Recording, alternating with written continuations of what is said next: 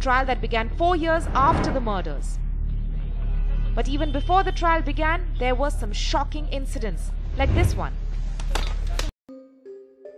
Halo semuanya, selamat datang kembali ke channel Ringo, dan aku harap kalian semua baik-baik saja. Di video hari ini, kita akan membahas salah satu kasus misteri yang belum terpecahkan, dan kasus ini cukup gila hingga menyita banyak perhatian masyarakat yang ada di India. Apalagi penyelidikan kasus ini ternyata tidak sederhana, karena ada begitu banyak belokan tajam dalam jangka waktu yang lama, yang membuat kasus ini menjadi cerita detektif sensasional dengan proporsi yang hampir tidak tertandingi. Lahir pada tanggal 24 Mei tahun 1994, Arushi Talwar adalah anak satu-satunya dari pasangan Rajesh Talwar dan Nupur Talwar. Setelah mereka menjalani proses bayi tabung, jadi Arushi benar-benar mendapatkan kasih sayang dari kedua orang tuanya.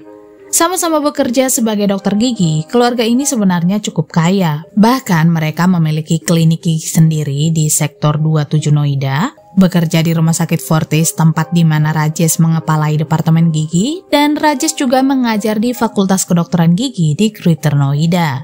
Pasangan ini juga memiliki teman yang cukup dekat dengan keluarga mereka, yaitu Anita dan Praful Dorani, yang juga berprofesi sebagai dokter gigi. Bahkan pasangan ini juga bekerja di klinik keluarga Talwar, di mana Rajesh dan Anita mengambil shift pagi pada jam 9 pagi sampai siang, sementara Rajesh dan Nupur bekerja pada malam hari dari jam 5 sore sampai jam 7 malam. Jadi bisa dibilang kalau pasangan Talwar benar-benar sangat sibuk, yang membuat mereka harus mulai bekerja lebih awal dan mereka juga akan pulang lebih larut. Hal ini juga lah yang membuat pasangan Talwar akhirnya mempekerjakan pembantu rumah tangga yang bernama Bharati Mandal yang berusia 35 tahun, yang tinggal tidak jauh dari apartemen keluarga Talwar, dan seorang pria yang bernama Hemraj Banjadi yang berusia 45 tahun, yang juga seorang pembantu rumah tangga yang bertugas menjaga rumah, mengurus tamu dan banyak hal lainnya, karena memang dia tinggal dengan keluarga Talwar. Kemudian pada tanggal 16 Mei tahun 2008, pembantu rumah tangga keluarga Talwar yaitu Bharati membunyikan bel pintu mereka sekitar jam 6 pagi, di mana Banjadilah yang biasa akan membukakan pintu untuknya, karena Nupur dan Rajesh akan bangun terlambat. Tapi kali ini tidak ada yang membukakan pintu, bahkan setelah dia menelpon untuk kedua kalinya. Lalu setelah Bharati membunyikan bel untuk ketiga kalinya, Nupur membukakan pintu kayu yang paling dalam, di mana dia berbicara melalui jaring pintu dan memberitahu Nupur kalau pintu itu dikunci dari luar. Nupur juga menanyakan keberadaan Banjadi, tapi Bharati bilang kalau dia tidak tahu, yang membuat Nupur berpikir kalau Banjadi pasti pergi keluar untuk mengambil susu dan mengunci pintu dari luar. Jadi dia meminta Bharati untuk menunggu di luar sampai Banjadi kembali. Tapi Bharati tidak mau menunggu, dia meminta Nupur untuk melemparkan kuncinya dari balkon atau dari lantai atas. Nupur akhirnya melemparkan kunci ke bawah. Dia mencoba menelpon ponsel Banjadi, namun panggilan itu tiba-tiba terputus, dan saat dia mencoba menelponnya lagi, teleponnya telah dimatikan. Keributan pagi itu ternyata membuat Rajesh terbangun. Kemudian dia pergi memasuki ruang tamu, di mana dia melihat botol whisky Scotch yang hampir kosong di atas meja makan. Dan hal ini benar-benar membuatnya khawatir, karena tidak ada di antara mereka yang minum tadi malam. Jadi dia meminta istrinya untuk memeriksa kamar putri mereka. Dan ternyata pintu kamar Arushi tidak terkunci pagi itu, padahal kamar Arushi memiliki pintu yang dapat mengunci sendiri, di mana itu hanya bisa dibuka dari dalam atau dari luar dengan menggunakan kunci. Saat mereka memasuki kamar tersebut, mereka sangat terkejut melihat putri mereka sudah tidak bernyawa, terbaring di tempat tidurnya. Mereka juga melihat ada luka sayat di tenggorokannya, cedera di bagian kepala, dan tubuhnya ditutupi selimut flanel. Kemudian di depan Bharati, pasangan ini menyalahkan Banjadi karena menurut mereka Banjadilah yang telah menghabisi nyawa putri mereka. Pasangan ini sebenarnya cukup aneh karena mereka tidak melaporkan kejadian ini ke kantor polisi. Mereka justru menelpon keluarga dan teman-teman mereka, meminta mereka untuk datang ke kediaman mereka. Begitu juga dengan Bharati, dia memberitahu para tetangga mengenai kejadian tersebut, hingga salah seorang tetangga yang tinggal satu lantai di bawah keluarga Talwar meminta Sapam untuk segera menghubungi polisi. Polisi lalu tiba di TKP sekitar jam 7:15 pagi, di mana mereka melihat ada 15 orang di ruang tamu, sementara 5-6 orang ada di kamar tidur pasangan Talwar, dan hanya kamar Arushi yang terlihat kosong. Hal ini juga lah yang membuat TKP menjadi terkontaminasi. Ada begitu banyak orang yang telah mencemari bukti DNA, termasuk memindahkan barang-barang yang ada di TKP yang membuat 28 sampel sidik jari yang ditemukan tidak dapat digunakan. Sebelumnya saat tubuh Arusi ditemukan, tubuhnya ditutupi selimut flanel putih, sementara wajahnya ditutupi dengan tas sekolahnya. Selain itu, ada darah di bantal, tempat tidur, dinding, lantai, dan sisi depan pintu kamar, tapi tidak ada darah di bagian mainan, tas sekolah, dan bantal merah jambu yang disimpan di belakang tempat tidur. Padahal barang-barang ini berada dalam jangkauan area percikan darah yang menunjukkan kalau barang-barang itu diletakkan di tempat tidur setelah pembunuhan terjadi. Bahkan menurut CBI atau Biro Investigasi Pusat, tidak ada noda darah yang ditemukan pada buku yang seharusnya dibaca Arusi malam itu. Tubuh Arusi lalu dibawa untuk dilakukan otopsi dan sebagian kasur Arusi yang berlumuran darah juga dipotong, lalu dikirim ke laboratorium forensik termasuk bantal, spray, botol scotch, dan pakaiannya. Sementara Rajesh saat itu menyalahkan Banjade. Dia berulang kali mengatakan pada polisi untuk segera mengejar Banjade. Bahkan Rajesh sempat menawarkan uang sebesar Rp25.000 pada polisi untuk berhenti membuang-buang waktu di apartemen mereka dan bergegas mencari Banjade ke daerah asalnya di Nepal. Tapi sepertinya polisi tidak tertarik dengan tawaran tersebut, jadi mereka tetap melanjutkan penyelidikan mereka. Dari hasil penyelidikan awal, diketahui bahwa tidak ada tanda kalau kamar Arusi dimasuki secara paksa, dan menurut Nupur, malam itu dia pergi ke kamar Arusi untuk menyalakan router internet. Tapi dia tidak ingat apakah dia secara tidak sengaja meninggalkan kuncinya tergantung di pintu, karena biasanya pintu kamar Arusi secara rutin dikunci pada waktu tidur, dan kunci tersebut akan diletakkan di meja tepat di sebelah tempat tidur Nupur. Teori awal yang muncul dalam penyelidikan ini yaitu bahwa malam itu Banjade mabuk setelah minum scotch, lalu dia pergi ke kamar tidur Arusi, mencoba melakukan tindakan tidak senonoh padanya, tapi saat Arusi menolaknya, dia menyayat lehernya dengan menggunakan pisau kukri atau pisau tradisional Nepal. Sebenarnya tidak diketahui kenapa mereka menyimpulkan kalau si pelaku menggunakan pisau kukri, tapi kembali lagi karena mereka berpikir kalau si pelaku adalah Banjade yang berasal dari Nepal, jadi mereka berpikir kalau Banjade mungkin menggunakan senjata tersebut. Setelah tubuh Arusi diotopsi, diperkirakan Arusi meninggal antara jam 12 sampai jam 1 pagi. Mereka juga menemukan ada gumpalan darah di bagian otak yang disebabkan oleh benda tumpul yang berat.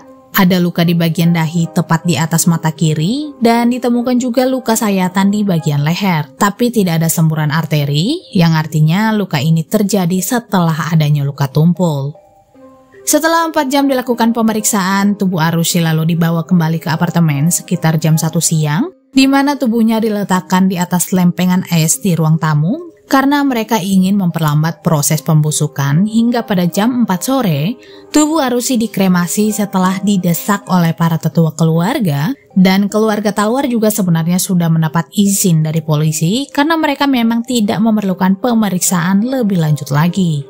Selain itu, pasangan Talwar juga meminta pembantu rumah tangga mereka untuk membersihkan seluruh apartemen, termasuk kamar Arusi, dan hal ini sudah diizinkan oleh polisi, karena mungkin mereka menganggap kalau TKP sudah terkontaminasi, jadi mereka pikir itu tidak masalah. Selain itu, ada juga dokter yang datang mengunjungi kediaman Talwar untuk memeriksa keadaan orang tua Arusi yang sedang putus asa, di mana saat itu mereka melihat ada noda darah di gagang pintu teras yang masih terkunci, ada jejak kaki berdarah di lantai, dan ada noda darah di tangga. Tapi saat Rajesh dimintai kunci teras, dia tidak memberikannya. Dia justru masuk ke dalam rumah setelah dia melihat noda darah di gagang pintu, dan dia tetap di dalam sepanjang hari yang membuat polisi tidak dapat memeriksa teras tersebut. Kemudian keesokan harinya, pada tanggal 17 Mei tahun 2008, Rajesh dan Nupur berangkat untuk membenamkan Abu Arusi di Sungai Gangga sesuai dengan ajaran kepercayaan mereka, dan beberapa pengunjung juga terus berdatangan ke apartemen Talwars untuk mengucapkan belasungkawa, dan pengunjung ini termasuk pensiunan polisi yang bernama Gautam, yang kemudian memeriksa kamar Arusi dan juga Banjade. Selain itu, Dinesh, orang yang membantu mengelola kediaman Talwar, menunjukkan noda darah di pegangan pintu teras dan meminta Gautam untuk membobol pintu tersebut. Gautam lalu menelepon petugas polisi lain meminta bantuan mereka dan memang mereka akhirnya berhasil membuka kuncinya di mana mereka menemukan tubuh seseorang tergeletak sekitar jam 10:30 siang. Tapi mereka tidak dapat mengidentifikasi tubuh tersebut, jadi mereka menelepon Rajesh meminta mereka untuk segera pulang. Setelah pasangan Talwar tiba di rumah, istrinya tetap duduk di dalam mobil dengan Abu Arusi karena dia menganggap tidak baik kalau membawa Abu ke dalam rumah. Sementara Rajesh naik ke atas untuk mengidentifikasi temuan tersebut, tapi ternyata dia tidak dapat memastikannya karena sudah mengalami pembusukan, hingga salah seorang teman Banjadi berhasil mengidentifikasi tubuh tersebut yang tidak lain adalah Hemraj Banjadi. Tidak hanya itu saja, ternyata ada banyak luka di tubuh Banjadi. Ada bekas telapak tangan berlumuran darah di dinding teras yang diidentifikasi milik Banjadi, tapi tidak diketahui siapa pemilik sidik jari tersebut. Dan polisi juga menemukan cetakan sepatu dengan ukuran 8 atau 9 yang berlumuran darah di teras. Kemudian mereka membawa tubuh Banjadi untuk dilakukan otopsi. Sama seperti penemuan tubuh Arusi, pihak berwenang juga ternyata tidak mengamankan teras. Padahal, kasus ini benar-benar menyita banyak perhatian orang-orang, termasuk media. Mereka datang berkerumun ke apartemen keluarga ini.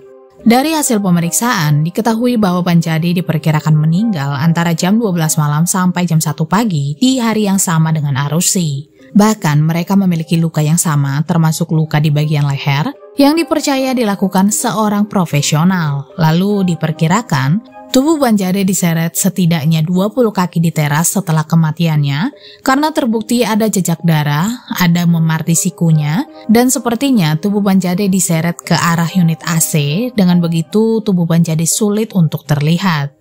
Seperti yang aku bilang sebelumnya bahwa pembantu rumah tangga keluarga Talwar membawa kasur Arusi ke teras tetangga yang sebenarnya hanya dipisahkan oleh tembok. Jadi mereka mungkin tidak melihat tubuh Banjadi ada di sana.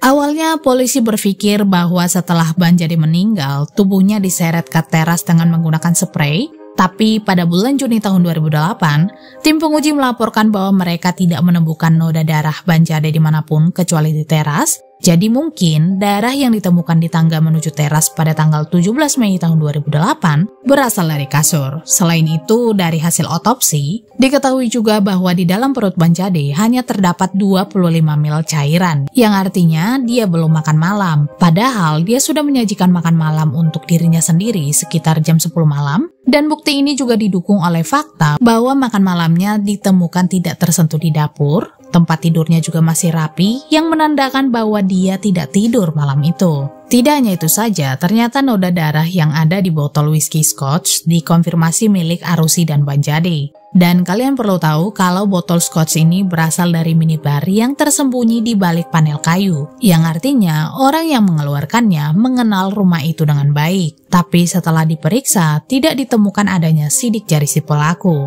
Lalu setelah diketahui bahwa Banjadi juga telah menjadi korban dalam kasus ini, polisi kemudian mencurigai atau menetapkan mantan pembantu keluarga Talwar yaitu Nepal Wisnu Sharma sebagai tersangka. Wisnu diketahui telah bekerja sebagai pelayan, membantu klinik keluarga Talwar selama 10 tahun, dan pada saat dia akan pergi liburan yang panjang, atau lebih tepatnya dia akan pergi berlibur selama 8 bulan sebelum kejadian tersebut, dia memperkenalkan Banjadi pada keluarga Talwar sebagai penggantinya. Dan sebenarnya itu hanya untuk sementara waktu, tapi ketika dia kembali, keluarga Talwar justru memecatnya dan menjadikan Banjadi sebagai karyawan tetap. Jadi inilah yang membuat polisi curiga pada Wisnu. Mereka berpikir Wisnu menghabisi Banjadi karena telah merebut pekerjaannya. Sementara Arusi mungkin terpaksa dihabisi karena telah menjadi saksi. Tapi kemudian polisi membebaskan Wisnu karena tidak ditemukan adanya bukti, dan pada saat peristiwa tersebut, Wisnu berada di Nepal. Sebelum kita membahas kasus ini lebih jauh, kita akan membahas sedikit urutan kejadian tepat sebelum Arusi ditemukan meninggal, di mana sekitar jam 10 sampai jam 11 malam setelah mereka makan malam, pasangan ini pergi ke kamar Arusi dan memberinya kamera digital lebih awal sebagai hadiah ulang tahunnya. Kemudian Arusi mengambil beberapa foto dirinya dan orang tuanya sekitar jam 10 malam, hingga orang tua Arusi pergi ke kamar mereka, sedangkan Arusi tetap tinggal di kamarnya. Lalu sekitar tengah malam, teman Arusi yang bernama Anmol mencoba menelpon ponsel Arusi serta telepon rumah kediaman Talwar, tapi tidak ada yang mengangkat. Hingga sekitar jam 12:30 pagi, Anmol mengirim pesan teks, tapi pesan itu ternyata tidak terkirim. Sementara router internet terakhir kali digunakan pada jam 12:08 malam, kemudian sekitar jam 3:43 pagi, hampir 3 jam setelah Arusi meninggal, router internet di kamar Arusi dimatikan. Pengaktifan dan penonaktifan router setelah jeda yang lama hanya dapat terjadi karena pemadaman listrik atau intervensi manual. Padahal malam itu tidak ada pemadaman listrik.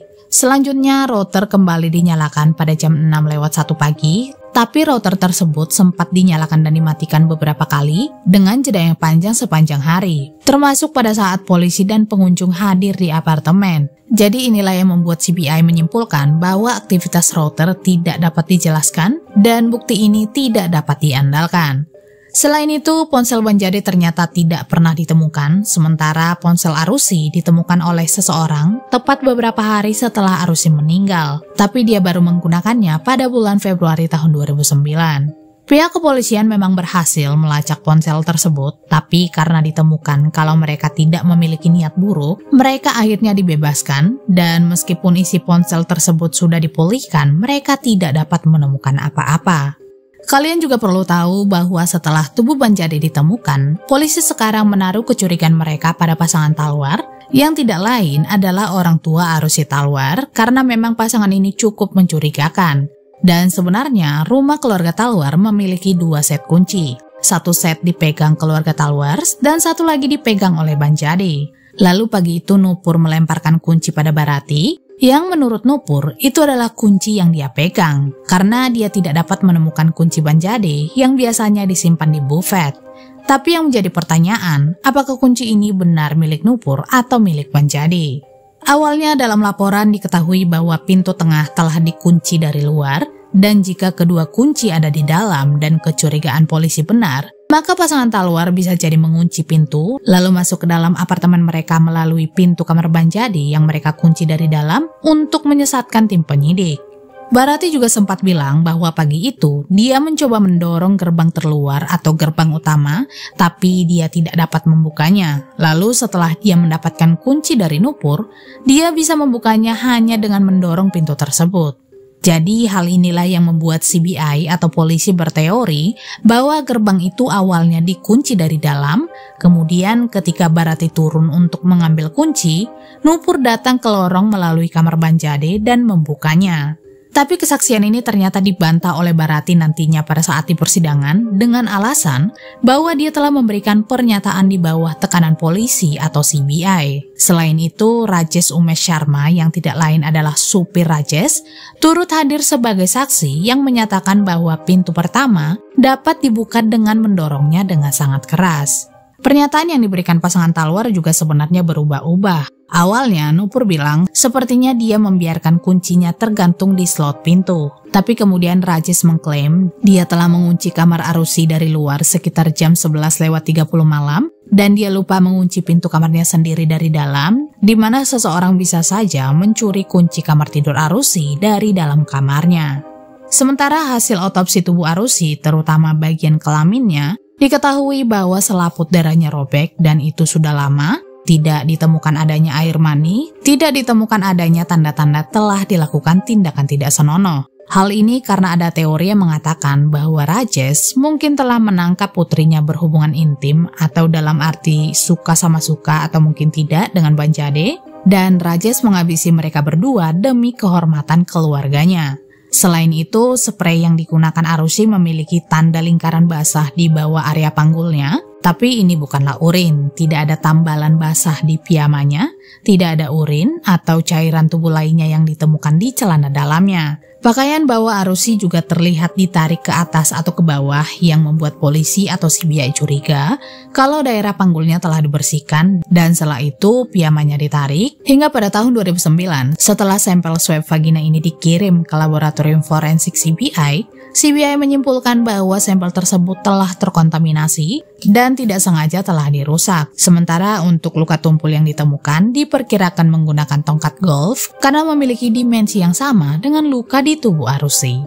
Sementara hasil otopsi bagian kelamin Banjadi diketahui membengkak saat tubuhnya dibawa untuk diotopsi, di mana menurut Dr. Nares bahwa Banjadi sedang melakukan atau akan melakukan hubungan seksual. Tapi hal itu dibantah oleh pengacara pembela. Mereka mengutip sebuah buku medis yang mengatakan bahwa pembengkakan penis setelah kematian adalah hal yang normal. Tapi kemudian Dr. Nares menanggapi hal tersebut dengan menyatakan bahwa kesimpulannya itu tidak didasarkan pada otoritas medis manapun, tapi hanya berdasarkan pengalaman dari kehidupan pernikahannya sendiri.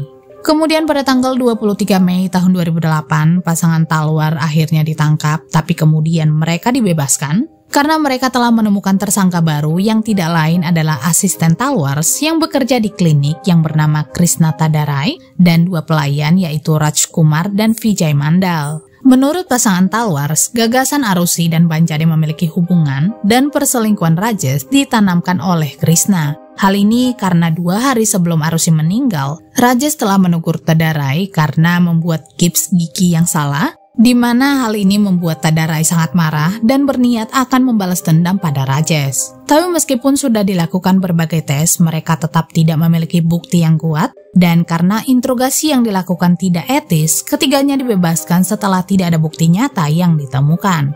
Sementara teori lain yang muncul yaitu bahwa Rajesh berselingkuh dengan Anita Durrani, yang tidak lain adalah dokter yang bekerja di kliniknya. Dan dalam teori ini diperkirakan Arusi keberatan dengan hubungan gelap ayahnya itu, bahkan dia memilih untuk menceritakannya pada Banjadi, di mana mereka akhirnya memulai hubungan secara intim. Hubungan Arusi dengan Banjadi juga ternyata tidak dapat diterima oleh Rajesh, jadi dia mengajak Banjadi ke teras dengan alasan untuk membicarakan masalah tersebut, tapi justru di sanalah Rajesh menghabisi Banjadi, lalu dia turun ke bawah minum scotch, hingga dia memberanikan diri untuk melenyapkan putrinya.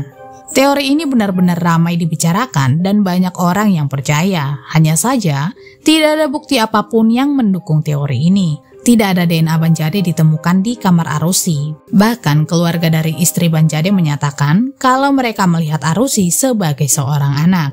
Sementara Anita membantah tuduhan perselingkuhan itu, dia bahkan mengklaim bahwa dia telah dijebak dalam kasus tersebut.